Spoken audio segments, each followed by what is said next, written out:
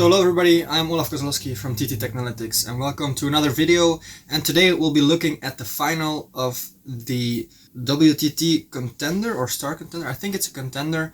The final between Timo Boll and Harimoto, which Timo won at I think 42 years of age, which is really incredible. I thought that age caught up a little bit beforehand for Timo, seeing his latest results. Also just in general that the players who are speedy, just as Lee Yunju, just as Harimoto, which he both beat in the tournament, I thought that he wouldn't be able to keep up the pace with them anymore, but he did, so that is really astounding. And so we'll look at the match. I haven't really seen much of it yet, so I'll just go along with you as we're going on. So let's just start the video. I think what you'll see in this match is also that Timo will have to step around a lot, just because again, it's not so easy for him to stay in the rally and play 4 or 5 shots at the same time. So here again, stepped around. And he wants to go for the point a little bit earlier, as early as possible. I think so.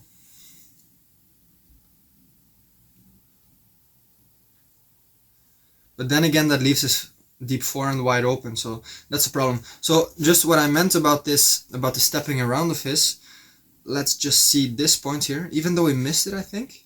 So after his backhand, you see how he wanted to go for the step around already. So I think he really wants to play this one ball diagonal, wait for the next ball to step around, trying to go to the middle or wherever just to finish the point.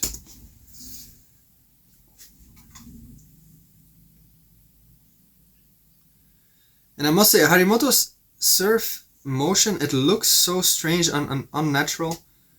And in my opinion, worse than it was before. But that was good though.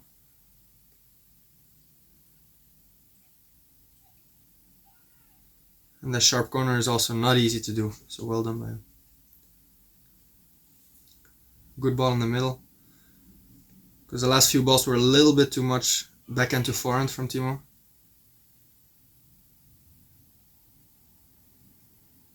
Yeah. He's not going so much to the forehand part. Okay, the last ball was the middle, but I think he wants to, especially because of the last few points or even the set before, that when it was forehand to backhand, Harimoto was really pressurizing him and a little bit too much even.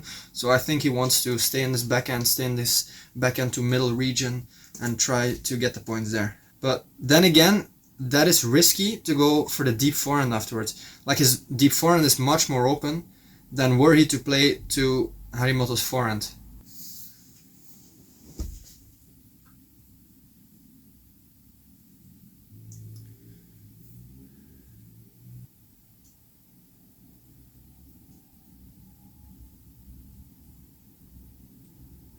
But I think from a few rallies back that it's quite noticeable that if you get comfortable with Timo's playing style, then it's very hard for him to go by you, just because of, yeah, of course, the quality. I'm not downplaying the quality in his topspin whatsoever, but just the speed. If you pay some attention to the trajectory of his ball, you'll see that it goes a lot over the net, so it comes fairly high and not with so much speed. He is mainly focusing on this rotation of his, and he wants to get the opponent uncomfortable by really getting as much rotation, as much topspin in his shots as possible. But again, Harimoto is not a bad passive player. Not at all. So if he gets too comfortable with that, yeah, then you'll see those long rallies starting to build up, and mostly in the favor of Harimoto.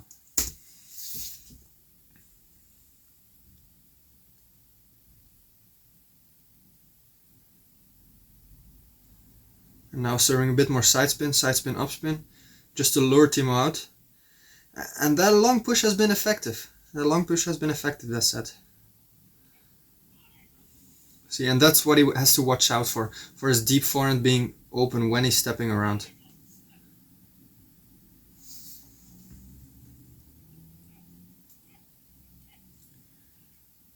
See, he has to get out of this forehand to backhand, because he's not winning any points there. Okay, that was unlucky, but yeah. You see how Harimoto is not out of position though. Okay, that was very nice. That was very well done. If he can go to the forehand like that, of course, then it's okay. But I'm talking about more so when he's in a passive position or when he's building up the rally with a slow banana flick. then he should more so go to the middle or to the backhand. See, like that. Okay, a chop block, it's a bit unfortunate, but it was well constructed.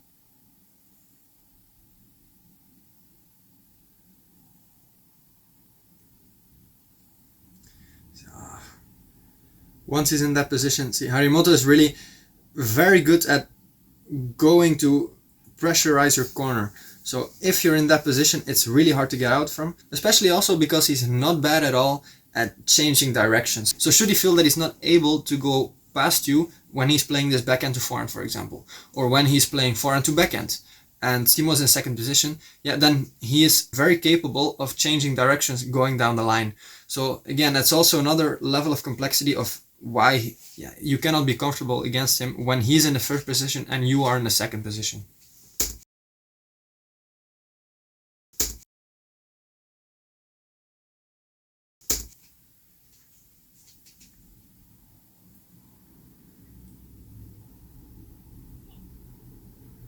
But the middle is where Timo is really supposed to go. Because in my honest opinion, I feel that Harimoto's footwork, that he's a bit flat-footed.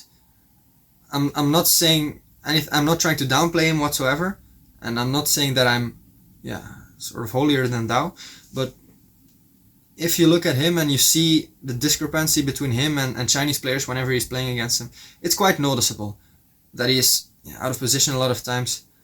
And see, this middle, okay, was quite okay, but a little bit out of position.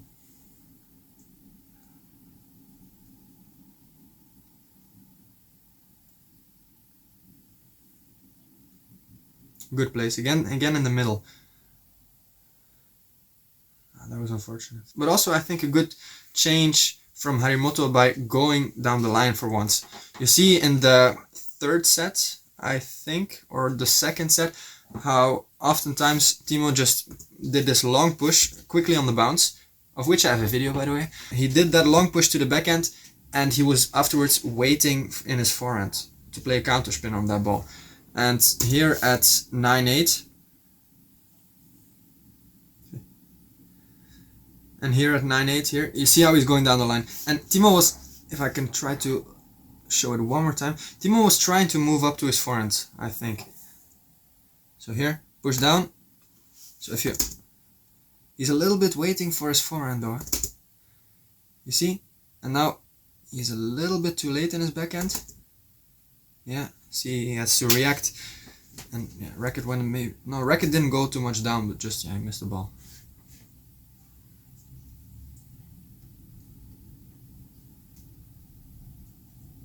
Good half long.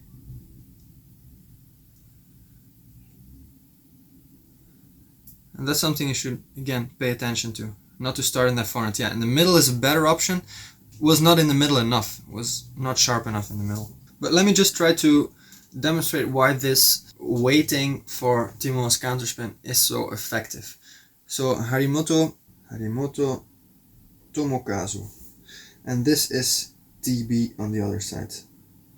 Timo Boll. You see the ball going back and forth a lot of times.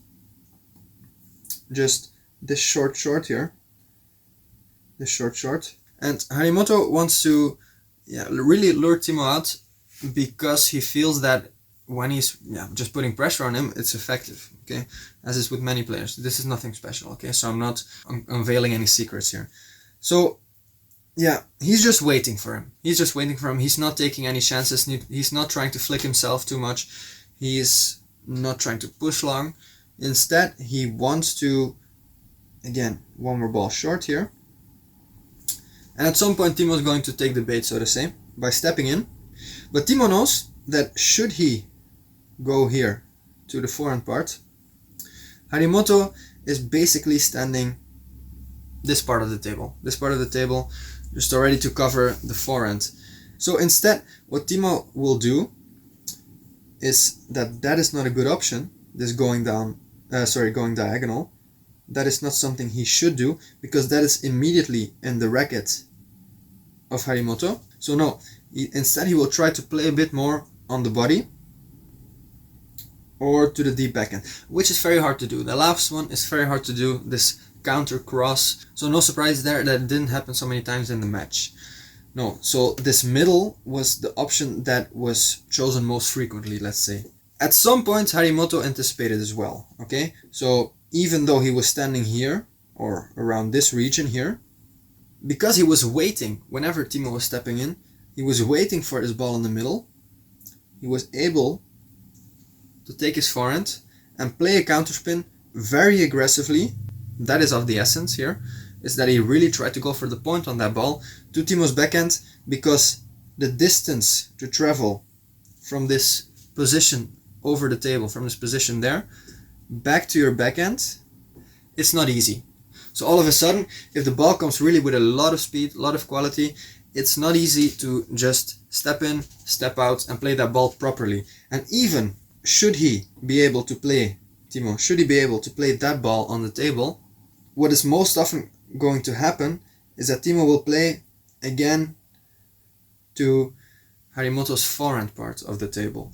So I'm sorry this is looking really chaotic at some point, so really just try to follow along.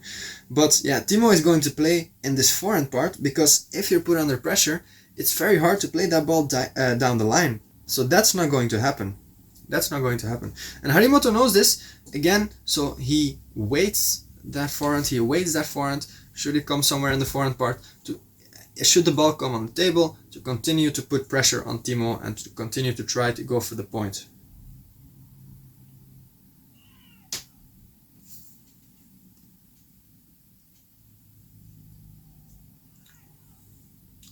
It's unfortunate.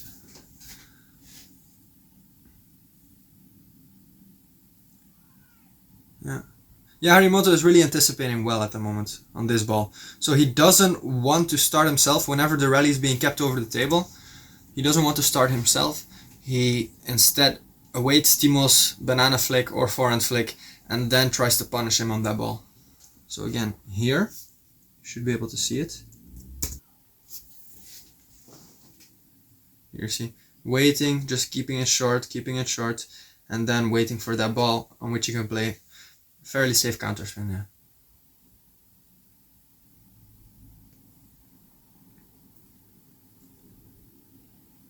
That's very good. Yeah. Yeah, he needs to be risky with those step arounds. Yeah, he needs to really take it on the bounce, or just whatever he can do to break the rhythm of Harimoto.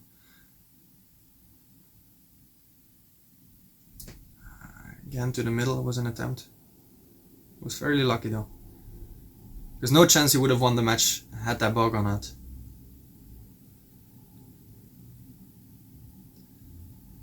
Good follow-up. Very good follow-up.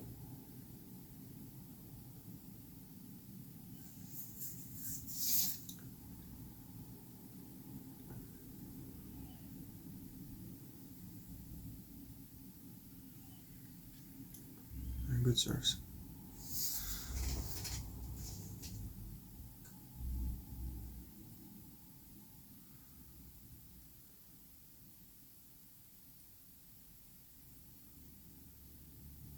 Oh, yeah. Yeah, but it looks like this set Timo is really going to opt for this downspin or no spin serve, trying to not let Harimoto start.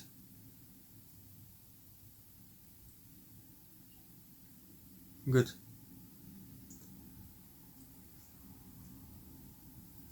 See, those step arounds, they really need to be 100%, or if not, yeah, his forehand is too much wide open.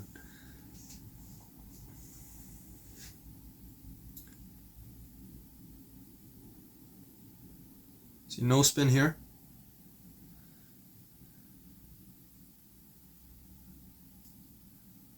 Also, one thing that I find quite remarkable about Timo is whenever he's playing forehand, and even when he's pushed in the deep forehand corner, I think what is mainly the norm nowadays is that, just in his example, okay, because he's a left-hander, you'll see it oftentimes that the player, when a left-hander is playing and is like playing 1, 2, 3 times in a row this deep forehand, their feet positioning is going to shift a little bit more. So the left foot is going to stand more on the front foot.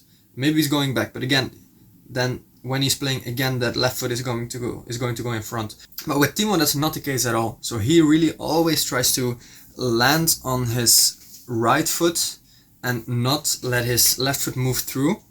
In my opinion, my 2 cents is that it's not a bad thing to have this, left foot or the dominant foot, have it shift over whenever you're playing a few balls in a row, as long as you're setting it back. Because if you are turning and you're turning and you're turning and you're turning even further, at some point this is not a correct neutral position. So your forehand is going to be wide open, as is your backhand. Your backhand he will play too much beside you. So that is one thing that he does very well though. So because his positioning is always correct, he is ready for both sides, which is remarkable at his age, I have to say.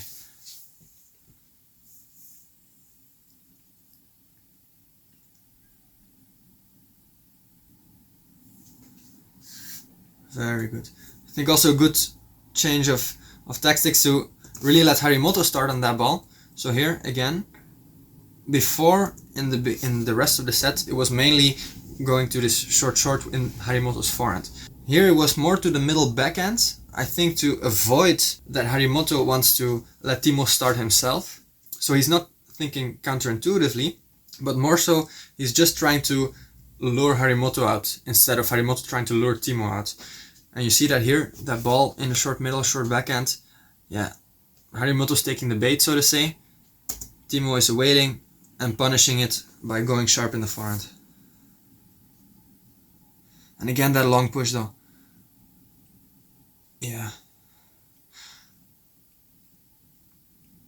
It's unfortunate that that's not like the championship point. That would be a nice way to end the match. But nevertheless, it was really a great match. Also that comeback, very impressive.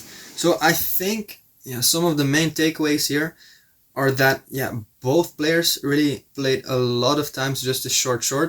Timo tried to get out of it either by playing this banana flick, which Harimoto was waiting oftentimes, and Timo was trying to avoid this counterspin of Harimoto's by going more to the middle, going more to the backhand, which was not always effective because again Harimoto wasn't anticipating this quite well. Another takeaway here is that also again over the short game, Timo was trying to push long oftentimes, let Harimoto start, take over the ball with a counterspin.